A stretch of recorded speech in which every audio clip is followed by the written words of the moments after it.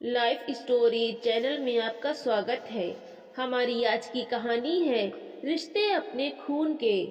आज सुबह सुबह सुरेखा जी मंदिर जाने के लिए तैयार हो गई थी। वो रोज नियम से मंदिर जाती थी। अभी दरवाजा हल्का सा खुला ही था कि उनकी बहू सुमन की आंख खुल गई। अपने पति राजीव से कहने लगी, आखिर आपकी माँ को परेशानी क्या है? सुबह सुबह सोने भी नहीं देती। अब तो मैं उनकी रोज सुबह की खटपट से परेशान आ गई हूँ। खुद तो नहा धोकर मंदिर के लिए निकल जाती हैं और दिन भर में ही सारा काम मैं ही करने में लगी रहती हूँ। सारे घर का काम मुझे ही देखना होता है। लेकिन सुमन, ऐसा तो नहीं है कि पूरे घर का काम तुम ही करती हो। झाड़ू पोंछ और बर्तन के लिए तो काम वाली बाई रखी हुई है, और मुझे मालूम है कि सब्जी साफ करना और काटने जैसे कुछ काम तो मेरी माँ भी करवाती है। लेकिन तुम हो कि सुबह सुबह चिल्लाना शुरू कर देती हो।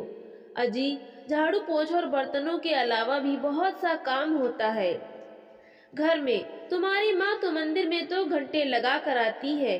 इतने तक मैं सारा काम निपटा चुकी होती हूँ। मुझे तो एक बात समझ नहीं आती, जब इनका घर में दिल लगता ही नहीं है तो तुम इन्हें किसी वृद्ध आश्रम में क्यों नहीं छोड़ाते? वहां इन्हें इनकी उम्र की सहेलियां भी मिल जाएंगी। सुमन, मैं तुमसे कितनी बार कह चुका हूँ, मेरी माँ के बारे में ऐसी बातें मत किया करो। उनकी उम्र हो गई है और थोड़ी देर अगर मंदिर चली जाती है तो ये बहुत अच्छी बात है। मुझे तो समझ नहीं आता कि मैं तुमसे बात करके सिर खपाई कर ही क्यों रहा हूँ। तुम्हारा तो यह रोज का काम है। अब थोड़ी देर शांति से मुझे सोने दो। करवट बदलते हुए राजीव बोला। सुरेखा जी अपने बेटे और बहू की सारी बातें सुन चुकी थी, लेकिन वो जानती थी कि यह तो उनकी बहू का रोज का काम है। उसने घर का माहौल ही ऐसा बना रखा था कि वहां कोई शांति से नहीं रह सकता था। इसलिए थोड़ी देर शांति में रहने के लिए सुरेखा जी मंदिर चली जाया करती थी। बरसों पहले उनके पति की मृत्यु हो चुकी थी। इकलौते बेटे राजीव के अलावा उनका था ही कौन। राजीव उन्हें उनकी शादी के 10 साल बाद मन्नतें मांग मांग कर मिला था। यदि वे उसके साथ ना रहती तो फिर कहाँ जाती? राजीव भी अपनी माँ का पूरा ख्याल रखता था। राजीव और सुमन का एक बेटा है, सोनू, जिसे अपनी दादी माँ का साथ बहुत सुहाता है। लेकिन राजीव की पत्नी सुमन को अपनी सासू माँ फूटी आंख नहीं सुहाती। जब भी सुरेखा जी अपने पोते के साथ हंसती बतियाती तो बहू की घूरती नजरें उनकी हंसी को वहीं दबा देती और वो सहम कर रह जाती। सोनू अपनी दादी से इतना अधिक प्यार करता था कि एक पल भी वो उनके बिना बिताना नहीं चाहता था। यही बात सुमन को अच्छी नहीं लगती थी। राजीव जब भी शाम को दफ्तर से लौट कर आता तो अक्सर उसके सामने एक ही रट लगाए रहती कि मैं तो तुम्हारी माँ का काम करते करते थक चुकी हूँ। तुम्हारी माँ तो दिन भर पड़े पड़े खांसती रहती है। अब मुझे इनसे छुटकारा चाहिए। सुरेखा जी की हमेशा यही कोशिश रहती कि उनकी बहू पर काम का बोझ कम से कम रहे। तबीयत ठीक रही तो बहू के साथ उसके काम में हाथ बटा दिया करती थी। जब भी काम वाली बाई छुट्टी पर रहती तो बिना देर किए बर्तन भी साफ कर दिया करती थी, ताकि बहू सुमन को कोई तकलीफ ना हो। लेकिन बहू पर तो जैसे उन्हें वृद्ध आश्रम भेजने का भूत सवार हो गया था, जिस कारण घर में हमेशा कलह का वातावरण रहता था। परंतु राजीव यह बात मानने को बिल्कुल भी तैयार नहीं था। यही बात हमेशा उनके लड़ाई झगड़े का कारण बनती थी। इसी प्रकार ही काफी समय व्यतीत होता रहा।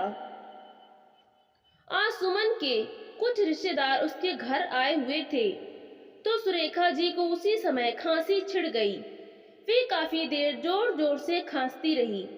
उस समय तो सुमन ने कुछ नहीं कहा, लेकिन रात को जब राजीव घर लौटा तो सुमन ने फिर से हंगामा शुरू कर दिया और जिद ठान ली कि अब वो माँ जी को वृद्धाश्रम भेज कर ही दम लेगी। रात को जब सब लोग सो रहे थे तो राजीव पानी पीने के लिए अपने कमरे से बाहर आया। देखा तो माँ के कमरे की बत्ती जल रही थी। राजीव ने अंदर जाकर देखा तो उसकी माँ पिताजी की तस्वीर हाथ में लिए बैठी हुई थी। आंखों में नमी थी और किसी गहन सोच में गुम थी। राजीव अपनी माँ के पास जाकर उनकी गोद में सर रखकर लेट गया। क्या हुआ माँ, कोई परेशानी है? बेटा, मैं सोच रही थी कि केवल मेरी वजह से तुम दोनों में रोज क्लेश होता है। घर का वातावरण बोझिल हो चुका है। बेटा, मैं तो अपनी जिंदगी जी चुकी हूँ। अब मेरी केवल एक ही इच्छा है कि तुम सब हंसी खुशी से रहो। इस तरह रोज झगड़ना अच्छी बात नहीं है। इसलिए मैं चाहती हूँ कि तुम मुझे ऋषिकेश के वृद्ध आश्रम में छोड़ आओ। अपनी माँ की यह बात सुनकर राजीव की आंखों में आंसू आ गए और वो आंसे स्वर में बोला, लेकिन माँ, मैं जीते जी आपको अपने से अलग कैसे कर सकता हूँ? मुझे तो आप मेरी जान से भी ज्यादा प्यारी हो। आज मैं जो कुछ भी हूँ केवल आपके ही परिश्रम का फल है। मैं आपके कर्ज से कभी मुक्त नहीं हो सकता। लेकिन बेटा, इस घर का कलह भरा वातावरण मुझे भी रास नहीं आ रहा और मैं हमेशा के लिए थोड़े ही जा रही हूँ। मैं केवल कुछ ही समय के लिए वहां जाना चाहती हूँ। जब इस घर का वातावरण शांत हो जाएगा तो तुम मुझे वापस ले जाना। मेरी हवा पानी बदल जाएगी तो मुझे भी अच्छा लगेगा। और आजकल तो वृद्धाश्रमों में भी अच्छी सुविधाएं दी जाती हैं। मुझे भी वहां अपनी उम्र के लोग मिल जाएंगे तो मेरा भी दिल लगा रहेगा। फिर ऋषिकेश ज्यादा दूर भी नहीं है। तुम लोगों को जब भी मेरी याद आए तुम मुझसे मिलने आ जाना। राजीव अपनी माँ की बात सुनते हुए लगातार उनके चेहरे की तरफ देख रहा था। उनके चेहरे पर मुस्कुराहट थी, लेकिन उनकी आंखों में छुपा आंसुओं का सैलाब राजीव साफ साफ देख पा रहा था। हालातों से मजबूर राजीव जाकर वापस अपने बिस्तर पर लेट गया। आंखों की नींद तो अब गायब हो चुकी थी। माँ के बारे में सोचते सोचते राजीव अतीत के पन्ने पलटने लगा। वो करीब 5 वर्ष का ही था तब उसके पिता का निधन हो गया था। उसकी माँ सुरेखा जी पर रिश्तेदारों ने दूसरी शादी करने का दबाव बनाया, लेकिन उन्होंने फैसला लिया कि वो दूसरा विवाह ना करके अपने बेटे राजीव का ही पालन पोषण करेंगी और अपने बेटे को माँ और पिता दोनों का प्यार देंगी। पढ़ी लिखी तो ज्यादा नहीं थी, लेकिन खाना बहुत अच्छा बनाती थी, इसलिए घर पर रहकर ही टिफिन सर्विस शुरू की और ऐसा करते हुए वो राजीव का भी अच्छे से ख्याल रख पा रही थी। न सुबह देखी न शाम, और कड़ी मेहनत करते हुए अपने बेटे को पढ़ाया लिखाया, इस लायक बनाया कि वो आज एक सरकारी बैंक में मैनेजर के पद पर आसीन है। राजीव ने अपनी माँ का संघर्ष में जीवन देखा था, इसलिए वो चाहता था कि उसकी पत्नी नौकरी ना करके घर संभाले और उसकी माँ की सेवा करे। परंतु राजीव का यह मात्र प्रेम सुमन को कतई पसंद नहीं था, और जिस बात ने सुमन को और भी अधिक चिड़चिड़ा बना दिया वो ये थी कि उसका बेटा सोनू भी अपनी माँ से ज्यादा अपनी दादी से ही प्यार करता था। इस सब का परिणाम यह हुआ कि सुमन आए दिन अपनी सासू माँ पर कटाक्ष करने लगी थी और अपने तीर जैसे शब्दों से घायल करने लगी। लेकिन सुरेखा जी सहनशीलता की मूर्ति थी, परंतु अपनी बहू के मुख से कटाक्ष सुनते सुनते सुरेखा जी का अंतर्मन धीरे धीरे जवाब देने लगा था। धीरे धीरे वो अस्वस्थ रहने लगी। अक्सर खांसी करते हुए उन्हें उल्टी हो जाती थी। अब तो बहू उन्हें घिन भरी नजरों से देखने लगी थी और ठान चुकी थी कि अपनी सासू माँ को वृद्धाश्रम भेज कर ही दम लेगी, जिसका नतीजा यह हुआ कि सुरेखा जी हार कर खुद ही वृद्धाश्रम जाने को तैयार हो गईं। राजीव भी यह बात समझ गया था कि उसकी माँ को इस घर में घुट घुट कर जीना पड़ रहा है, जिस कारण उनका स्वास्थ्य गिरता जा रहा है। परिस्थितियों से परास्त होकर राजीव अपनी माँ को वृद्धाश्रम छोड़ने के लिए तैयार हो गया। लेकिन सोनू अपनी दादी को वृद्धाश्रम जाने की बात सुनते ही तुरंत अपनी दादी से लिपट गया। मैं दादी को कहीं नहीं जाने दूंगा, दादी मेरे साथ रहेंगी। चिल्लाते हुए वो जोर जोर से रोने लगा। उसे रोता देख राजीव भी अपना दिल हारने लगा, परंतु फिर उसने अपने बेटे को समझाया, बेटा दादी को कुछ समय के लिए आराम की जरूरत है। जब कुछ समय के बाद उनकी तबीयत ठीक हो जाएगी तो हम उन्हें वहां से ले आएंगे। आखिरकार दिल पर पत्थर रखकर राजीव अपनी माँ को वृद्धाश्रम छोड़ आया। सुरेखा जी के घर से जाने के बाद राजीव और सोनू बहुत ही उदास हो गए, परंतु सुमन की खुशी का ठिकाना नहीं था। सोनू हर रोज स्कूल से आने के बाद गुमसुम सा अपनी दादी के कमरे में बैठा रहता। सुमन उसे बहुत मनाती कि वो उसके पास आकर बैठे, परंतु वो वहीं अकेले बैठना ही पसंद करता था। उस दिन के बाद से राजीव भी अपनी नौकरी में और अधिक व्यस्त हो गया और 1 महीना कब बीत गया पता ही नहीं चला। बहुत बार राजीव सोचता कि जाकर अपनी माँ को वापस लेकर आए, लेकिन फिर किसी न किसी काम में व्यस्त हो जाता। ऐसे करते करते 3 महीने व्यतीत हो गए और एक दिन वृद्धाश्रम से राजीव के पास फोन आया। क्या आप मिस्टर राजीव बोल रहे हैं? जी हाँ, मैं राजीव बात कर रहा हूँ।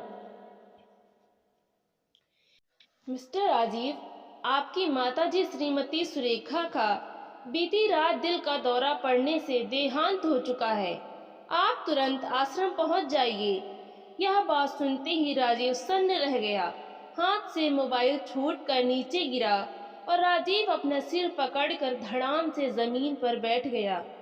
रोते हुए बोलने लगा, कितना क्रूर था मैं, जो अपनी माँ को ही वृद्धाश्रम में छोड़ कर आ गया और उन्हें वापस लेकर आना तो दूर, मैं तो उनसे मिलने तक का समय ना निकाल पाया। मैं उस माँ को कैसे भूल गया जिसने अपना संपूर्ण जीवन मुझ पर कुर्बान कर दिया, जिसकी गोद में सिर रखते ही मैं सारी दुनिया की परेशानियों को भूल जाता था। साक्षात ईश्वर का रूप थी मेरी माँ, और ऐसी पूजनीय माँ के जीवन के अंतिम पड़ाव में मैं उनके साथ नहीं था। मैं ऐसा अनर्थ कैसे कर बैठा? राजीव की आंखों से निरंतर अश्रुधारा प्रवाहित हो रही थी। उसी समय सुमन भी बाजार से वापस लौट आई। देखा तो राजीव निढाल सा जमीन पर पड़ा हुआ लगातार आंसू बहा रहा था। सुमन उसे देखकर घबरा गई और उसे पूछने लगी, क्या हो गया?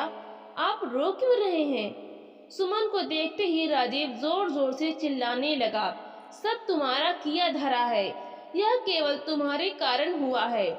लेकिन मैंने किया क्या? कुछ बताइए तो क्या हुआ?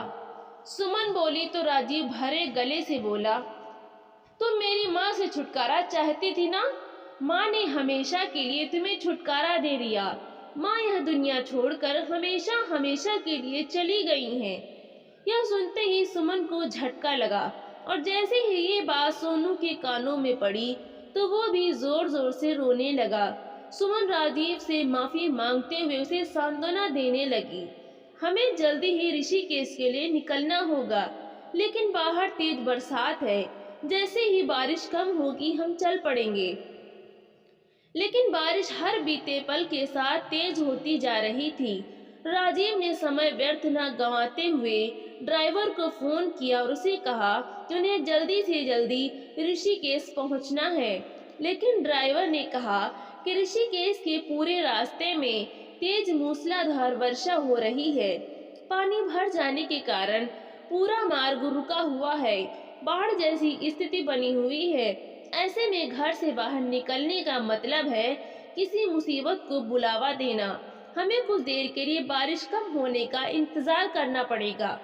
उधर वृद्धाश्रम से राजीव के पास दोबारा फोन आया कि यदि वे लोग सुबह तक नहीं पहुंचते हैं तो आश्रम के अधिकारी ही स्वयं सुरेखा जी का अंत्येष्टि संस्कार कर देंगे।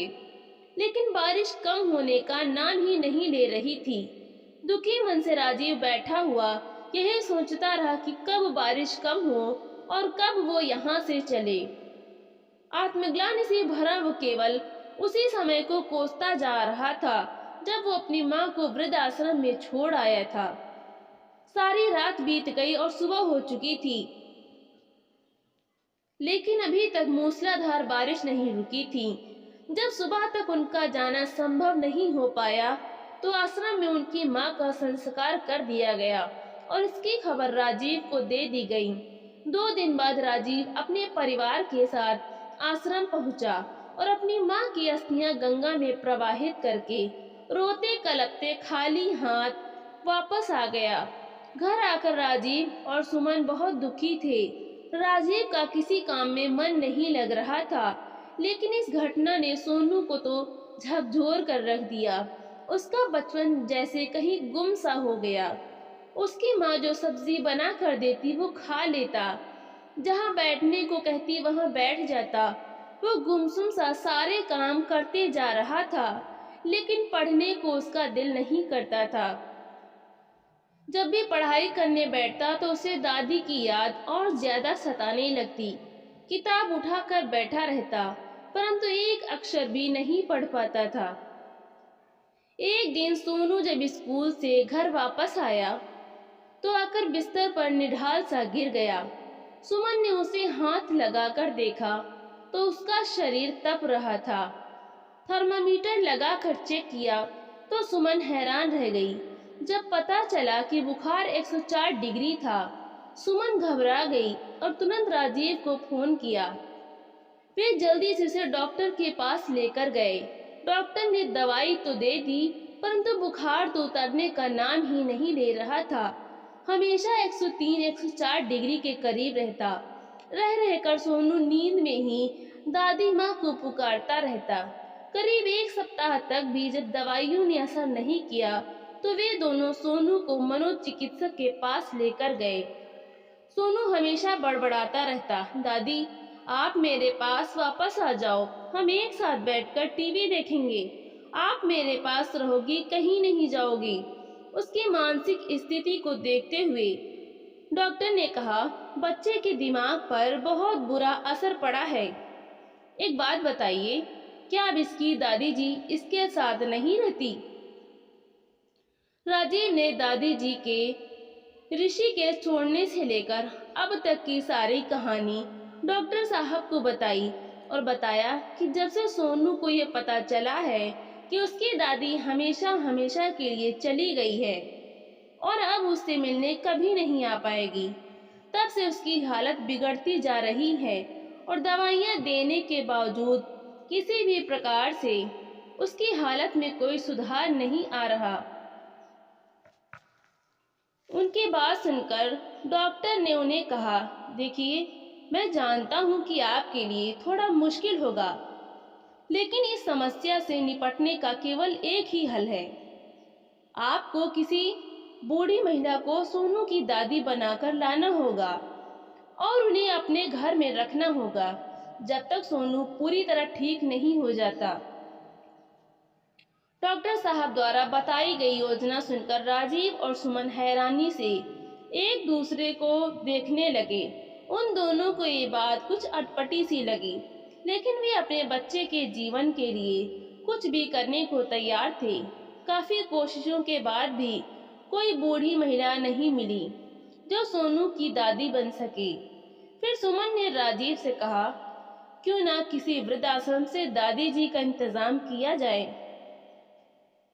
विधि का विधान तो देखिए, जो सुमन सोनू की सगी दादी को बोझ समझकर वृद्धाश्रम में छोड़ कर आई थी, आज वही सुमन अपने बेटे के जीवन की खातिर किसी अन्य महिला को वृद्धाश्रम से लाने को तैयार हो गई। डॉक्टर के सहयोग से राजीव ने दिल्ली के एक वृद्धाश्रम के संचालकों से बात की। उन्होंने बताया कि कुछ दिन पहले ही एक वृद्धा उनके आश्रम में आई है, जिनका कोई सगा संबंधी कभी मिलने नहीं आया। कुछ समय पहले उन्हें सिर में चोट आई थी, जिस वजह से उनकी याददाश्त जा चुकी है। वो अकेली हैं। अगर आप इन्हें घर में रखेंगे तो आपको किसी किस्म की कोई तकलीफ या कोई असुविधा नहीं होगी। वो बहुत ही हंसमुख हैं। राजीव डॉक्टर साहब के साथ राधा जी से मिलने गया, जो कि दादी बन रही हैं। जब उन्हें अपने सामने देखा तो सोचने लगा कि सोनू कैसे मानेगा कि यह मेरी दादी है, क्योंकि यह वृद्ध औरत तो बहुत मोटी है।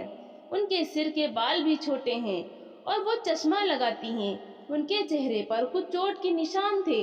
वहां से आने के बाद राजीव ने डॉक्टर साहब को बताया, मेरी माँ के बाल बहुत लंबे थे, वो बहुत ही पतली थीं और चश्मा नहीं लगाती थीं। पता नहीं सोनू उसे अपनी दादी मानेगा या नहीं। तो डॉक्टर साहब ने कहा, आप ये सब कुछ मुझ पर छोड़ दीजिए। डॉक्टर साहब ने राधा जी को अपने पास बिठाकर उन्हें सोनू से मिलवाया। सोनू ने पूछा कि आप तो भगवान जी के पास चली गई थी ना, फिर आप वापस कैसे आ गईं? और आप इतनी मोटी कैसे हो गईं? आपके बाल कहाँ गए? डॉक्टर ने कहा, सोनू तुम बीमार हो गए थे ना, इसलिए भगवान जी ने इन्हें तुम्हारे लिए वापस भेज दिया। यहाँ आश्रम में इन्होंने अपना खूब ध्यान रखा। खूब व्यायाम करके इनकी सेहत बहुत अच्छी हो गई है। इनके साथ रहकर तुम भी इनके जैसे ही स्वस्थ हो जाओगे। यह बात सुनकर सोनू बहुत ही खुश हुआ और दादी जी के गले लग गया। फिर अपनी माँ को कहने लगा, मम्मा मुझे बहुत भूख लगी है, घर चलो। आज मैं और दादी एक साथ खाना खाएंगे और कार्टून देखेंगे। उसकी बात सुनकर सुमन मन ही मन बहुत संतुष्ट हुई। आज बहुत दिनों बाद सोनू के चेहरे पर मुस्कान आई थी, लेकिन उसकी अंतरात्मा उसे धिक्कार रही थी कि काश वो अपनी सास के साथ दुर्व्यवहार नहीं करती तो उसे आज यह दिन न देखना पड़ता। राधा जी बहुत जल्दी ही उस घर में रच बस गईं और सोनू भी उनके साथ बहुत जल्दी घुल मिल गया। सब कुछ पहले जैसा होने लगा, लेकिन सुमन अब पहले जैसी नहीं रही थी। वो ना तो दादी जी को कोई कड़वी बात कहती और ना ही उन्हें बोझ समझती, बल्कि उनका पूरा ध्यान रखती। लेकिन सोनू को अपनी दादी जी में एक परिवर्तन नजर आया। वो सोचने लगा कि उसकी दादी तो उसे हिंदी विषय पढ़ाती थी, लेकिन अब क्यों नहीं पढ़ाती? क्या अब वो सब कुछ भूल गई हैं? राजीव ने उसे समझाया कि अब दादी जी पहले से ज्यादा बूढ़ी हो गई हैं और इस उम्र में याददाश्त कमजोर हो जाती है, इसलिए तुम्हें पढ़ा नहीं पाती हैं। फिर सोनू कहने लगा, कोई बात नहीं पापा, फिर भी मैं बहुत खुश हूँ। अब मम्मी भी दादी जी को डांटती नहीं है। राजीव के मन में एक बहुत बड़ी कसक थी कि काश ऐसा वातावरण मेरी माँ के समय में भी होता। काश उन्हें भी ऐसी सुकून भरी जिंदगी नसीब हुई होती। उसे रह रहकर अपनी माँ की याद कचोटती रहती और बार बार उसका मन ग्लानि से भर उठता था। कभी कभी तो अकेले में दुख से कातर हो उसकी आंखों में आंसू उमड़ आते थे।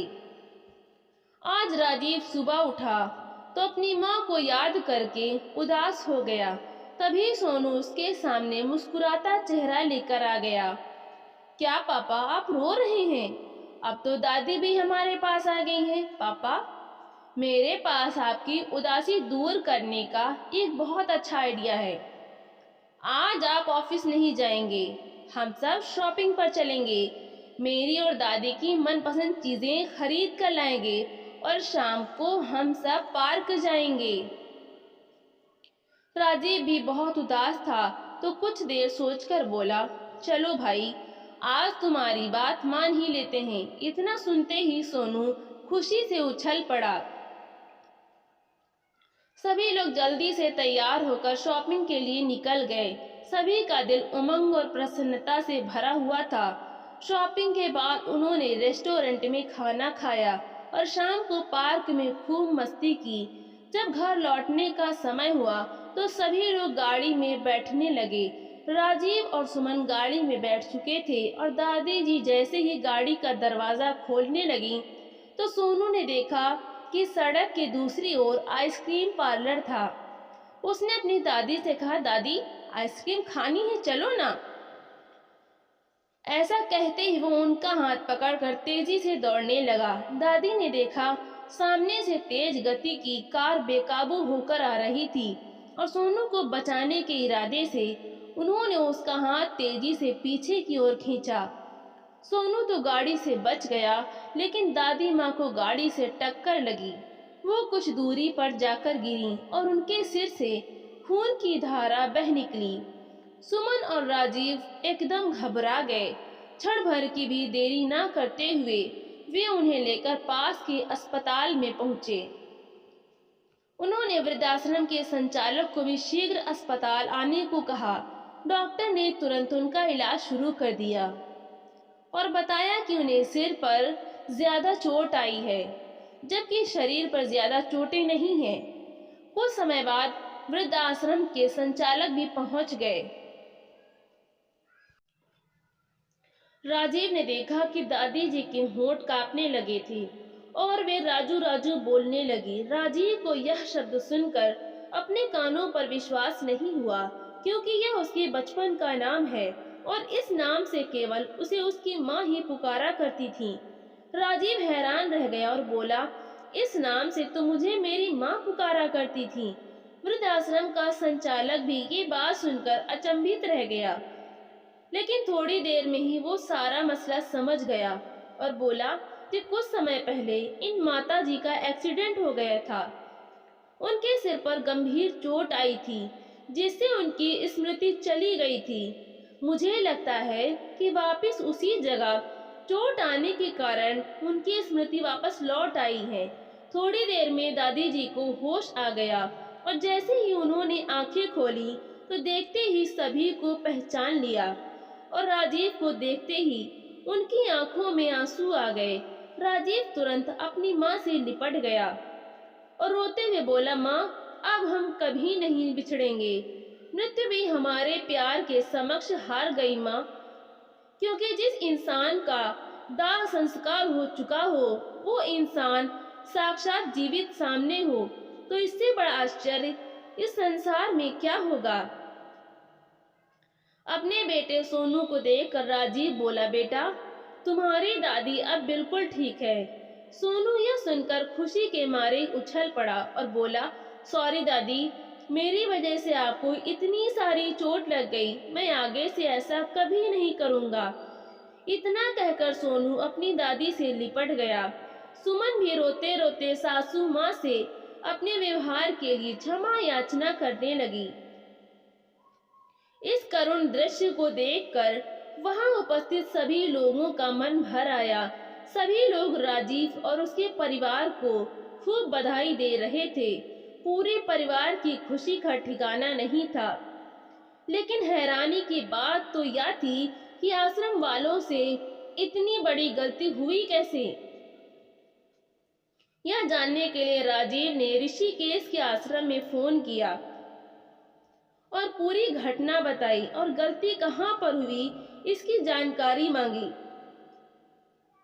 तो संचालक ने जांच पड़ताल के लिए एक दिन का समय मांगा और अगले दिन वृद्धाश्रम के संचालक ने आकर जो कुछ बताया वो आश्चर्यजनक था। दरअसल आश्रम में सुरेखा नाम की 2 महिलाएं थी। मृत्यु सुरेखा अरोड़ा की हुई थी। इत्तेफाक की बात थी कि जिस दिन सुरेखा अरोड़ा की मृत्यु हुई उसी दिन ही आपकी माँ जी यानी सुरेखा शर्मा जी का पैर फिसल जाने के कारण सिर में चोट लगी थी। क्योंकि चोट गहरी थी इसलिए इलाज के लिए उन्हें दिल्ली के अस्पताल में भेजा गया और इलाज के बाद उन्हें वहां के ही वृद्धाश्रम में ठहराया गया। सुरेखा अरोड़ा जी का कोई भी सगा संबंधी नहीं था और आश्रम के प्रमुख देख रेख करने वाले मिश्रा जी का तबादला हो चुका था। उनके स्थान पर जो नए सज्जन आए थे उनकी अनभिज्ञता के कारण रजिस्टर में नाम के साथ दिए गए विवरण पर ध्यान न देने के कारण यह स्थिति उत्पन्न हुई।